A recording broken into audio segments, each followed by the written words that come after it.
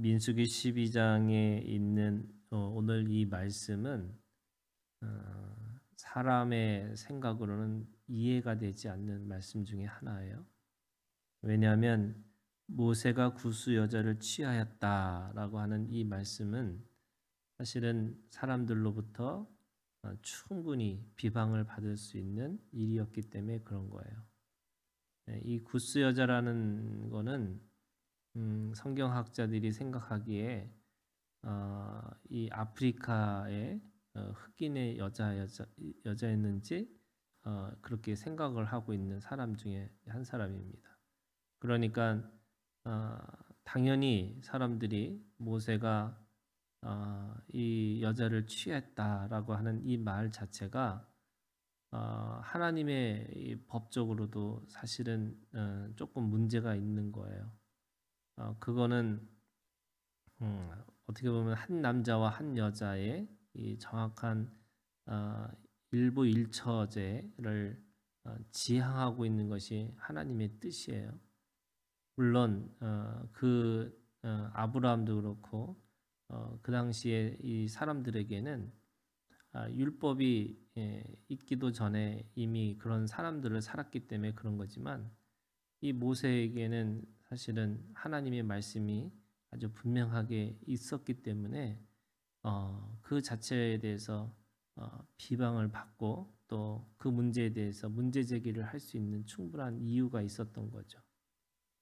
그런데 오늘 그 지적을 하고 있는 미리암과 아론이 오히려 하나님 앞에 저주를 받는 그런 일들이 벌어진 거죠. 이 나병이라고 하는 것은 아주 심각한 저주의 병이에요. 그러니까 공동체에서 쫓겨나야 되는 병이고요. 그리고 자기 몸이 하나씩 떨어져 나가는 그런 심각한 병이에요. 지금으로 얘기하면 초창기 코로나 걸려서 사람들이 이 너무나 심각하게 생각했던 것처럼 이 나병이라는 것은 그런 심각한 공동체의 병이라고 할 수 있습니다. 그리고 그 병이 걸리면 일단은 나가서 우리가 알고 있는 것처럼 제사장한테 그렇게 정확하게 진단을 받으면 밖으로 나가야 되는 거고요. 또 다시 돌아올 때도 아주 엄격한 이 절차를 밟아야지만 다시 들어올 수 있는 병이 나병입니다. 그런데 왜 하나님은 그렇게 분명한 잘못을 하고 있는 문제 제기를 하고 있는 그 모세를 이 하나님 앞에 심판하는 것이 아니라 왜 아론과 이 지금 미리암을 하나님은 오히려 심판하셨을까라고 생각해 보면 그들의 질문이 2절인 거예요. 그들이 이르되 이 미리암과 아론입니다. 여호와께서 모세와만 말씀하셨느냐 우리와도 말씀하지 아니하셨느냐 하매 여호와께서 이 말을 들으셨더라 이렇게 얘기하고 있습니다. 지금 이 미리암과 아론이 모세의 문제를 제기하고 그 문제에 대해서 답을 요구하는 것이 아니라 뭐에 대해서 얘기하냐면 하나님과의 관계를 묻고 있습니다. 그런데 그거를 12장 1절에 있는 말씀에 그거를 뭐라고 그러냐면 비방하니라 이렇게 얘기하고 있어요. 이 비방이라는 것이 뭘까? 우리가 비판과 비난이라고 돼 있어요. 근데 성경에 비판하지 말라 이렇게 얘기하는 건데 그 비판하지 말라는 말은 사실은 비난하거나 정죄하거나 비방하지 말라 이런 뜻의 의미지 비판이라고 하는 문제 제기하지 말라 이런 뜻의 의미는 아닌 거예요. 영어로 얘기하면은 그냥 judge예요. 그러니까 judge라는 게 뭐냐면 그 문제에 대해서 정확하게 판단을 해야 되는 거죠. 그런데 사람들은 어디까지 그거를 가냐면 judgment까지 가는 거예요. judgment. 그게 뭐냐면 자기가 심판자가 되는 거예요. 내가 심판자가 돼서 그 문제에 대해서 하나님처럼 행하려고 하는 거죠. 그러니까 반드시 이 죄는 문제니까 하나님 이 문제에 대해서 정죄해달라고 심판해달라고 이야기하는 거죠. 세상적으로 얘기하면은 비난이라고 하는 것은요, 한 문제를 가지고 전체를 보는 거예요. 그래서 그 한 문제 때문에, 그러니까 하나의 문제가 99%까지 다 잡아먹는 거죠. 그게 비난이에요. 근데 비판은 뭐냐? 한 문제를 한 문제로만 바라보는 거죠. 그러니까 그 사람이 99% 선하면 1%의 문제가 있는 거잖아요. 그러면 그 1%의 문제를 비판하는 거죠. 그게 1이에요. 1로 1만 보는 거예요. 그런데 사람들은 그렇게 보고자 하는 게 아니죠. 그 한 문제를 뭐냐면 전체의 문제인 것처럼 정죄하는 거예요. 그리고 그걸 심판하는 거죠. 그러니까 정죄하고 심판하는 거니까 그러다 보니까 오히려 자기가 하나님이 되는 거죠. 오늘 이 미리암과 아론이 모세에게 그 여자를 취하는 거에 대해서 비판할 수 있어요. 판단할 수 있어요. 그런데 그걸 어디까지 끌고 가냐면 하나님은 왜 모세만 사랑하냐고, 그리고 왜 모세에게만 얘기하냐고. 절대 아니다. 우리한테도 얘기할 수 있지 않냐. 그러니까 그 모세의 리더십, 모세의 권위를 가지고 그 문제를 제기하고 있어요. 그러니까 그 문제를 제기하니까 지금 하나님이 어떻게 말씀하시냐면 그거에 대해서 지금 이 말씀이 이렇게 얘기하고 있어요. 6절에 이렇게 얘기하고 있습니다. 이러시되 내 말을 들으라. 너희 중에 선지자가 있으면 나 여호와가 환상으로 나를 그에게 알리기도 하고 꿈으로 그와 말하기도 하거니와. 하나님은 선지자를 통해서 환상도 보여주고 꿈도 꾸게 하시면서 하나님의 것을 드러내요. 그런데 모세는 더한 사람이라는 거죠. 어떤 사람이냐면 그의 충성을 보면서 8절에 그와는 내가 대면하여 명백히 말하고 은밀한 말로 하지 아니하며 그는 또 여호와의 형상을 보거늘 너희가 어찌하여 내 종 모세 비방하기를 두려워하지 아니하느냐. 우리가 마태복음에 있는 말씀에 보면요, 한날의 괴로움이 있다고 그랬어요. 그런데 한날의 괴로움은 그날의 족하고 우리가 그 가지고 있는 문제는 그 해를 그날의 족하다라는 말은 그 문제를 문제로만 보는 거지, 그 문제를 끌고 가서 내가 정말 하나님의 자녀인가? 내가 정말로 하나님의 사람인가? 이거 묻지 말라는 거거든요. 그런데 사람들은 자기 문제가 너무 심각하다고 생각하니까 하나님까지 의심하는 거죠.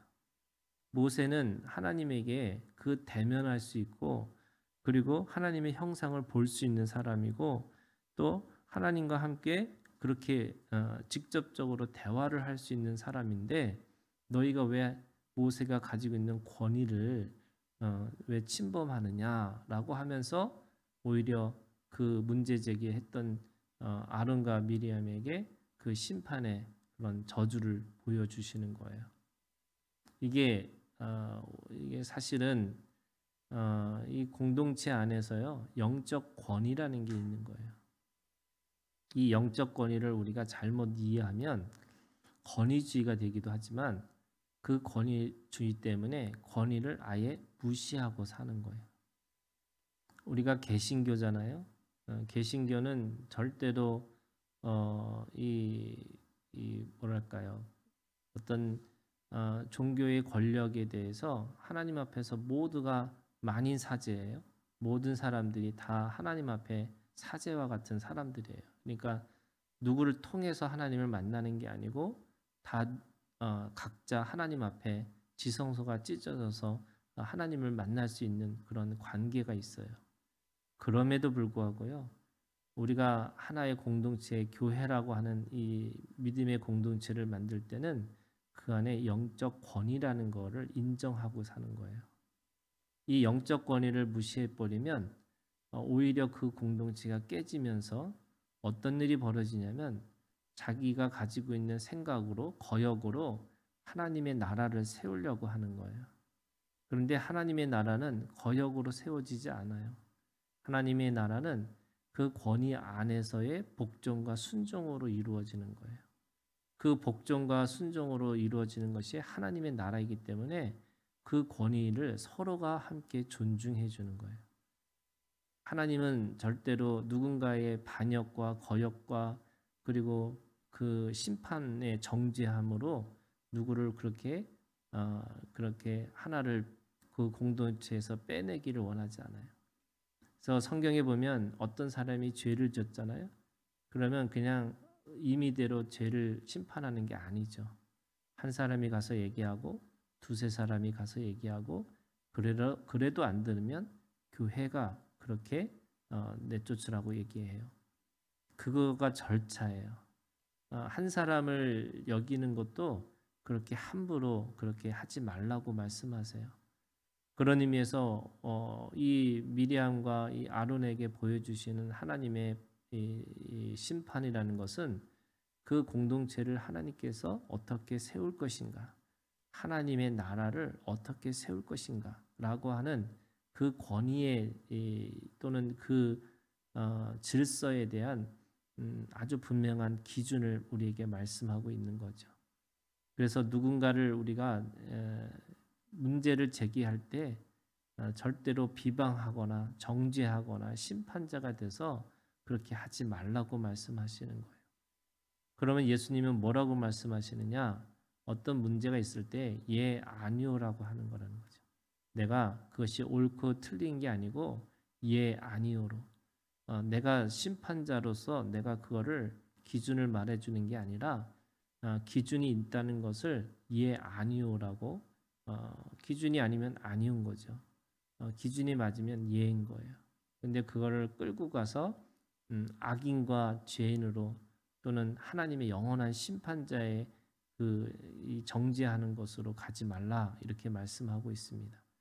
그러면서 하나님의 나라는 권위를 서로가 존중하고 서로에게 하나님 앞에서 그것을 이루고 살아가는 것이 공동체 하나님의 나라라고 이야기하고 있는 거죠. 어떤 사람들은 이거를 또 모세가 그렇게 잘한 건데 또 왜 잘한 걸까지도 뭐라 그러냐 이렇게 얘기하는 거예요. 근데 사실은 하나님은 모세에 대해서 그렇게 심판하지 않으셨어요. 오늘 보니까 3절에 이렇게 얘기했어요. 이 사람 모세는 온유함이 지면의 모든 사람보다 더하더라 이렇게 얘기하셨고요. 또 7절에 보니까 내종 모세와는 그렇지 아니하니 그는 내 온 집에 충성함이라 이렇게 얘기하고 있습니다. 그 구스 여자를 취한 것에 대한 문제는 말씀하지 않으시고 그의 본심, 그가 모세가 가지고 있는 그 본질적인 마음에 대해서 말씀하시는 거예요. 그거는 그 문제는 그 문제지 그 본심과 그 모세가 가지고 있는 그 성품은 변하지 않았다라고 이야기하시는 거죠. 그런데 그거를 가지고 또 이게 또 구스 여자가 취한 것은 또 잘한 거다 이렇게 얘기하면 안 되는 거죠. 그런데 그럼에도 불구하고 하나님은 그걸 통해서 그 공동체가 깨지기를 원하지 않으셨다는 것을 기억하면서 하나님의 나라는 우리가 온유와